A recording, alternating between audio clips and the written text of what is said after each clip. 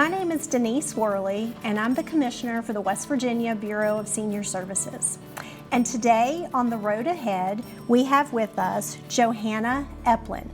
Johanna is the Executive Assistant at the Lincoln County Opportunity Company. Johanna has been with the Lincoln County Senior Center for 16 years now and works very closely with our seniors.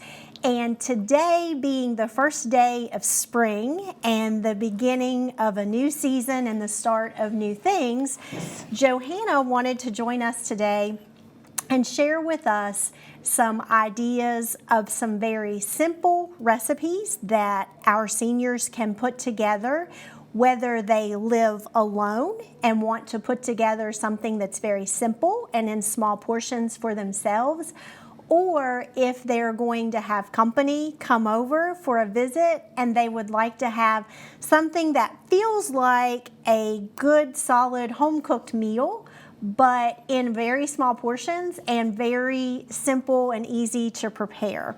So Johanna has brought her ingredients with her today, and so she is going to put together for us a main dish, a side dish, and a dessert. So welcome, Johanna. Thank you. We're glad to have you here and very excited to see what all of this is going to create. So would you like to share with us a little bit about the main dish and what you're going to start off with? So the main dish today is meatloaf in a mug. This is a very simple meatloaf. It entails the same things that we would do in a larger, more family-sized meatloaf, just brought down to a smaller scale. Now, if you were having company over, this recipe can easily be quadrupled and baked in a muffin pan, or you can do it like I have it here in a quarter, and in a mug, it only takes about 4 minutes in the microwave. Okay, Of 4 course, minutes for a meatloaf. Right. Yeah, that's impressive. That is impressive. Yes. Of course, that just depending on your microwave, of course. But yeah, in my microwave, it took about 4 minutes.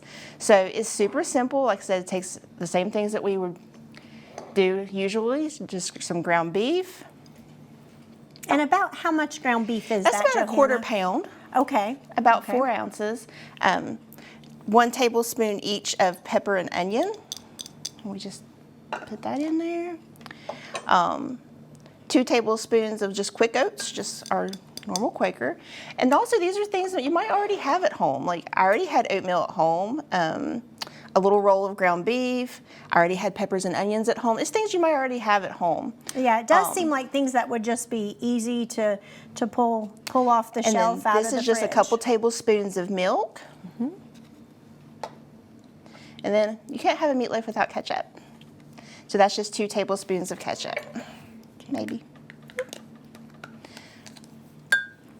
And then you'll just want to bring all that together, just like you would a regular meatloaf. Mm-hmm. I know a lot of people like to mix it with their hands, Mm-hmm. but I'm not that person. Yeah.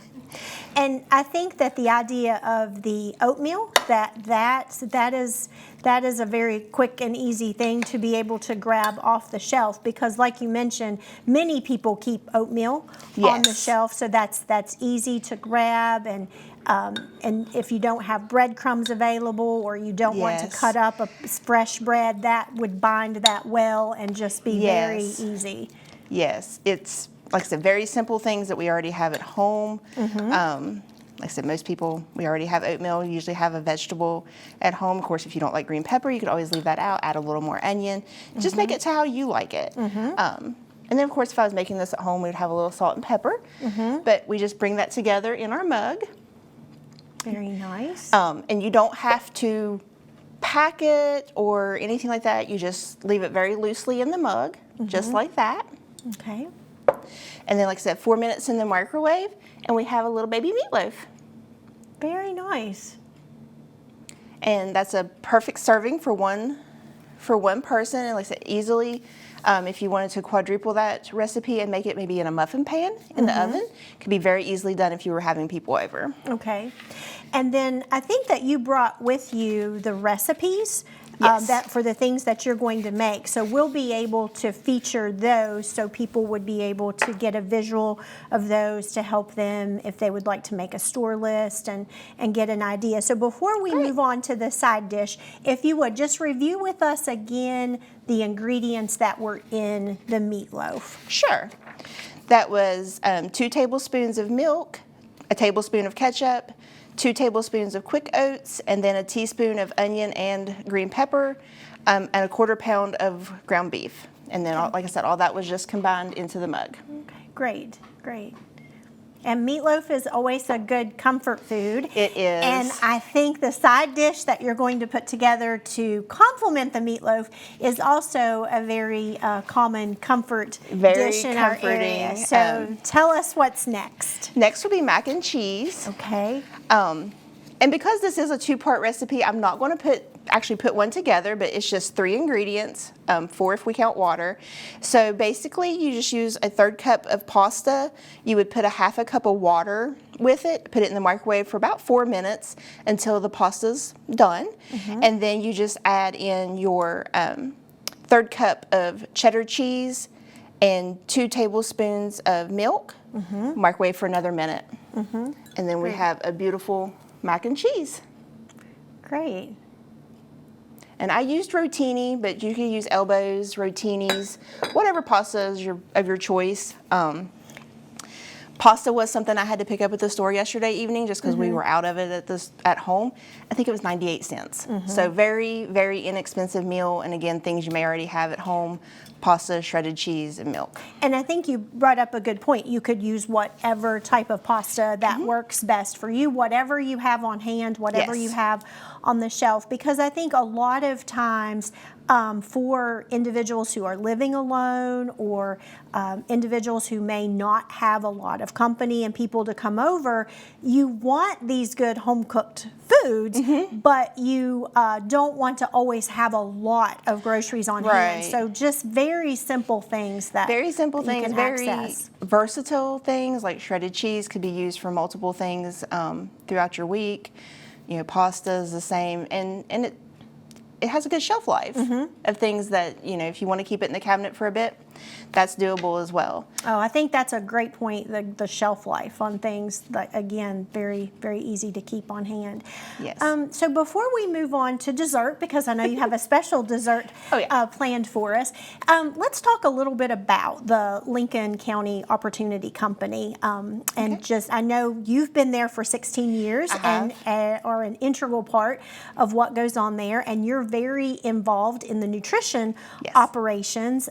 So since we're preparing some food here today, share with us a little bit about your center and the nutritional services that you guys provide there in Lincoln County.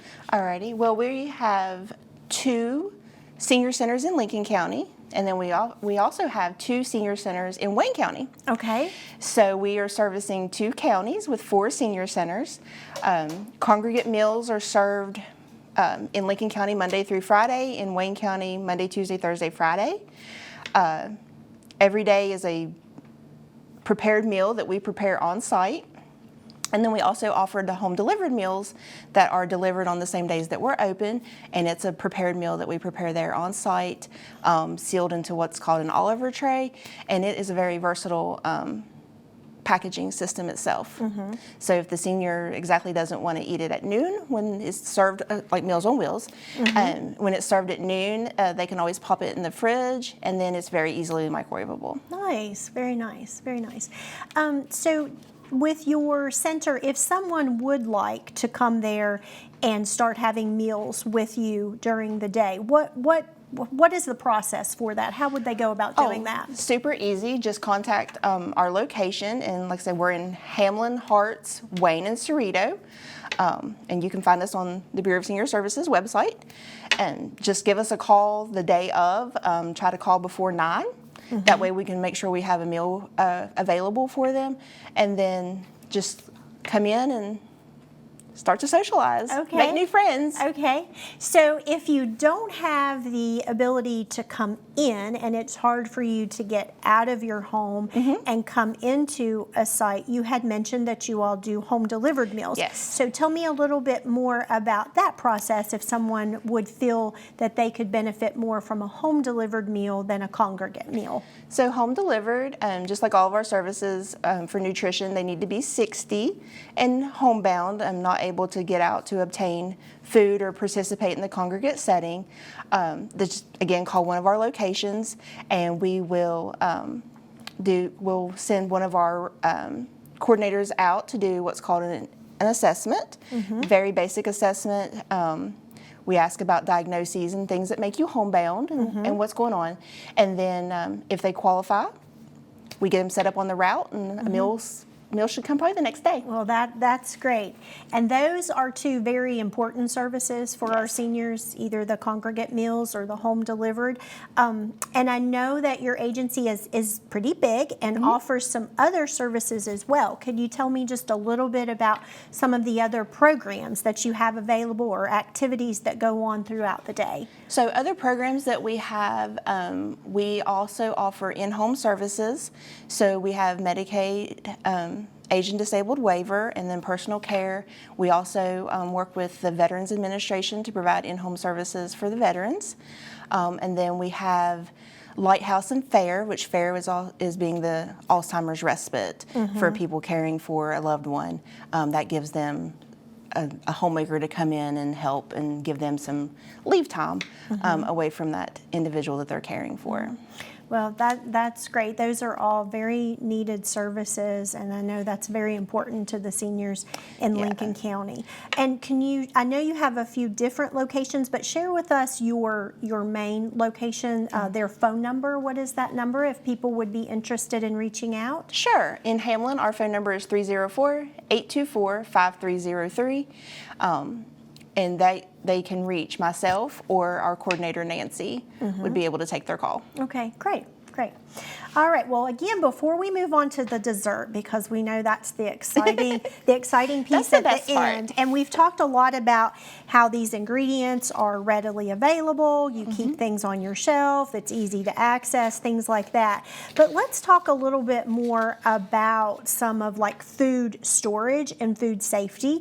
Again, if people are living on their own, or there's a very small household and they're not cooking a lot, sometimes when you go out to the grocery store and you get those larger quantities of things, it's important to try to package them properly, or after you cook things, to store them properly so you're able to eat them during their shelf life, but to keep that safe for everybody to eat. So share with us a little bit about that. Food safety is very important.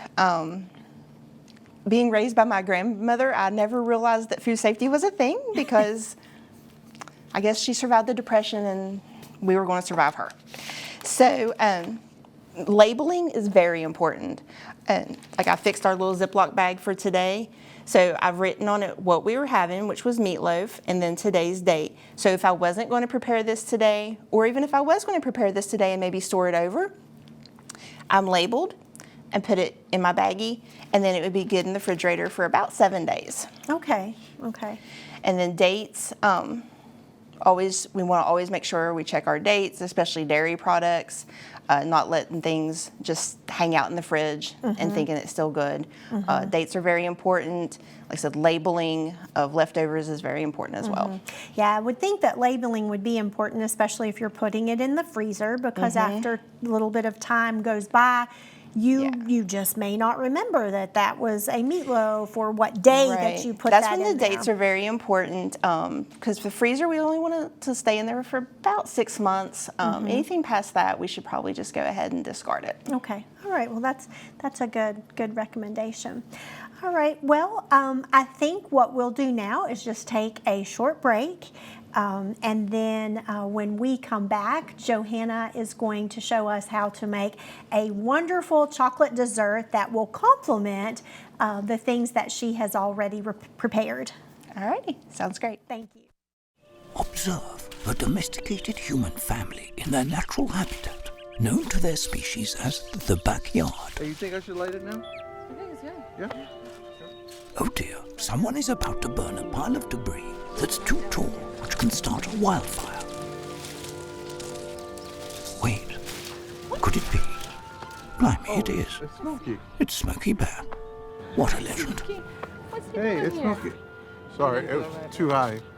Right. Watch as he astutely ensures that there's no wind, and how he removes some of the debris to create a smaller, safer burning pile. told me to make it big. No, you said make it bigger, baby. The bigger, the better. Take note of our fearless furry friend here, humans. I appreciate it. Fist bump. Watching you. Smokey's done it again. Bye, Smokey. Only you can prevent wildfires.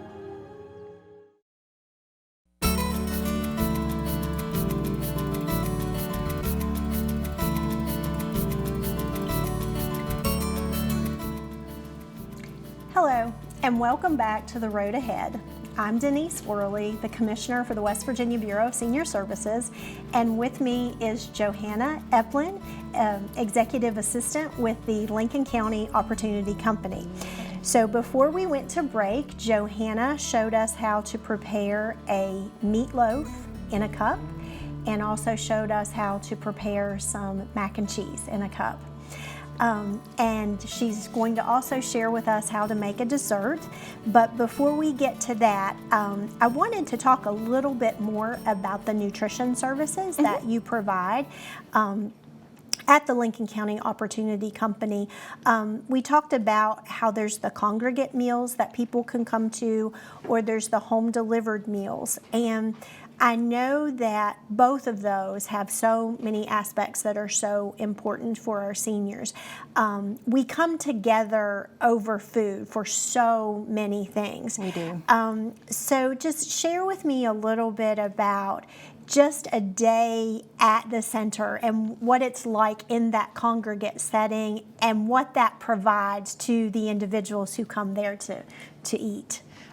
One thing that I noticed when I started more into the nutrition sites is their excitement to see each other. Like, this is where they come to. It's almost like school children going to school to see their best friends. So they're coming to the senior center to see their friends, gather around lunch. But even before lunch, they come in, they gather, and they might play a quick card game or start working a puzzle together. Just things that they do together, help each other with a crossword puzzle. I never knew crossword puzzles were a group effort until I went to the senior center. But it's just amazing how they can come together they all lead different home lives, and some of them may still have a spouse and some may still be widowed, but they come together, they've made friends, they get that socialization in the senior center that they may not get at home. And sometimes, like I said, there's such excitement to just see their best friends when they get to the center. And then, like I said, we gather around food, and then after lunch, they still gather. They'll stay, and some of them have movie day, and they'll watch a movie together. Others will have a short Bible study of maybe 30 minutes, and they'll worship together. It's a lot of different activities in the center that they'll come together to do. Okay, and then I'm sure when the meals are delivered at home, there's a lot of interaction between the people who deliver those meals to the people who are receiving those meals. So can you tell us a little bit about what the home delivered meal routes are like? The home delivered routes, so we have a preformed route, so the driver stops at each house, and a lot of times, unfortunately, this is the only person maybe that person will see through the week. Maybe family comes on the weekend, so they're usually very happy to see their driver. If they've had something special happen, they've had a new grandchild or a new great-grandchild, their driver's probably the first person to know outside of the family, because they're just excited to see that person. That's someone they see every day. They see that person every day about the same time. So that's a very warm welcome usually with the driver. Like I said, if they've had anything, or if they're just not feeling well, they'll tell their driver, I've got the sniffles, or I've had a head cold, or things like that. And we kind of keep check on them to make sure, is this progressing, or if they're just not quite themselves, we will sometimes give a call to the emergency contact just to be like, hey, they're not feeling real well. Just that's another interaction. That's a different type of interaction with between the driver and the participant. That's a great service. So we're always hearing good things about the Lincoln County Opportunity Council and the number of people that they serve in Lincoln County. But I hear that they're growing with goals to serve even more. Yes. So share with us what's on the horizon for Lincoln County. We are always looking to expand our nutrition services, which we have been expanding lately due to some funding that we were able to obtain. And then we were able to obtain a building in the Ranger area that is right now a school, but once that is closed at the end of the school year, we will take possession of that. So it looks like we'll have a new senior center coming probably within the next year. How very exciting, very exciting. A whole new adventure. And it's nice to know that there are those services in our counties and groups of individuals at the senior centers like yourself that are so forward thinking and trying to continue to grow and expand and enhance the services that are provided to people.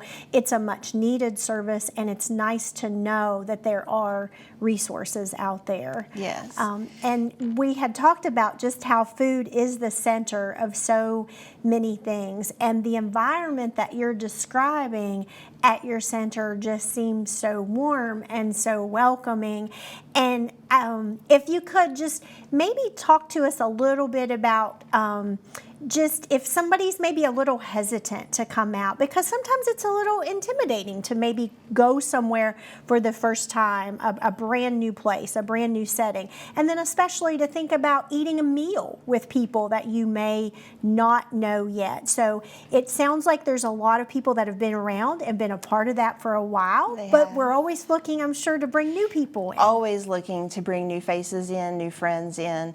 I have to say that the seniors at each one of our sites are very welcoming.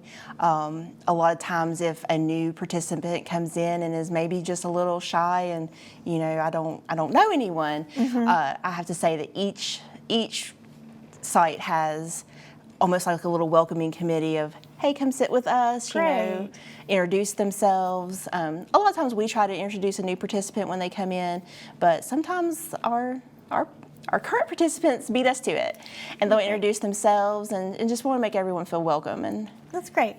That's great. at the center. All right, so I think we might have saved the best for last, Johanna. So show us how to make a delicious chocolate dessert in a mug. Alrighty. So this is a 2-minute chocolate mug cake. Like I said, again, it's things that we would have at home. So like this is just 3 tablespoons of vegetable oil. Again, something we would have at home.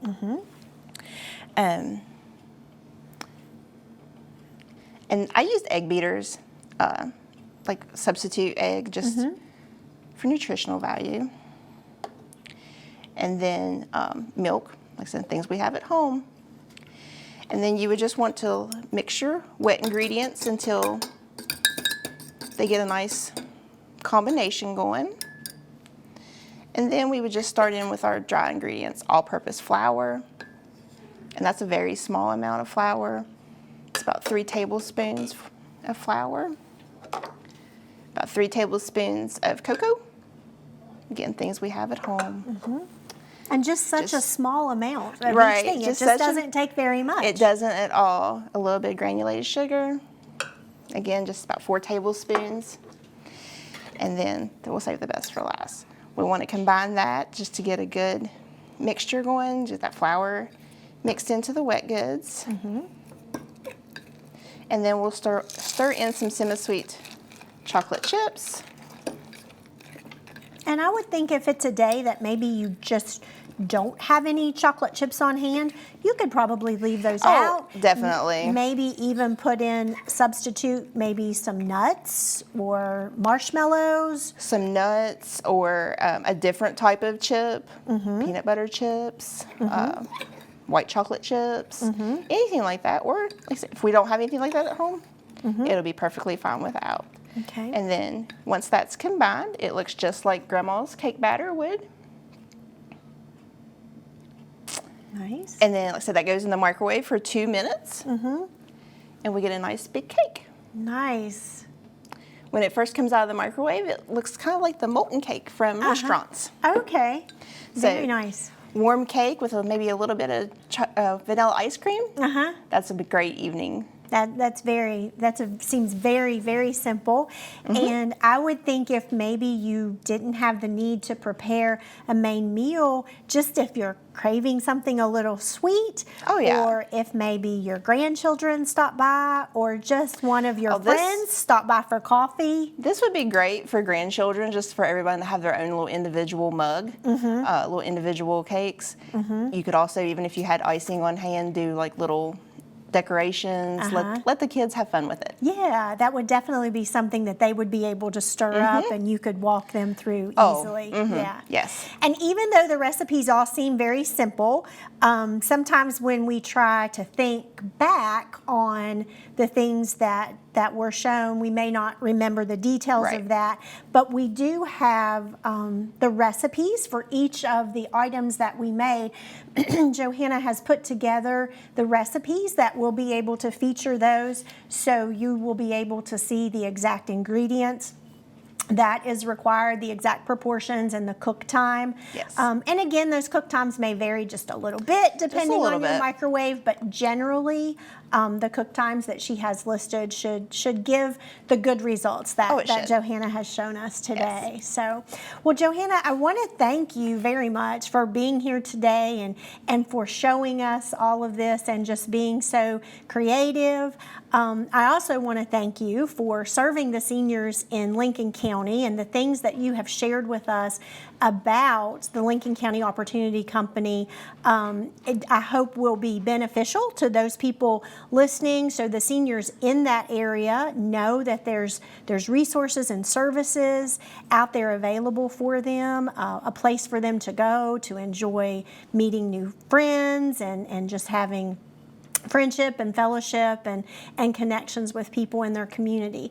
So if you wouldn't mind, again, just share with us your location and your center's phone number, so if people want to reach out.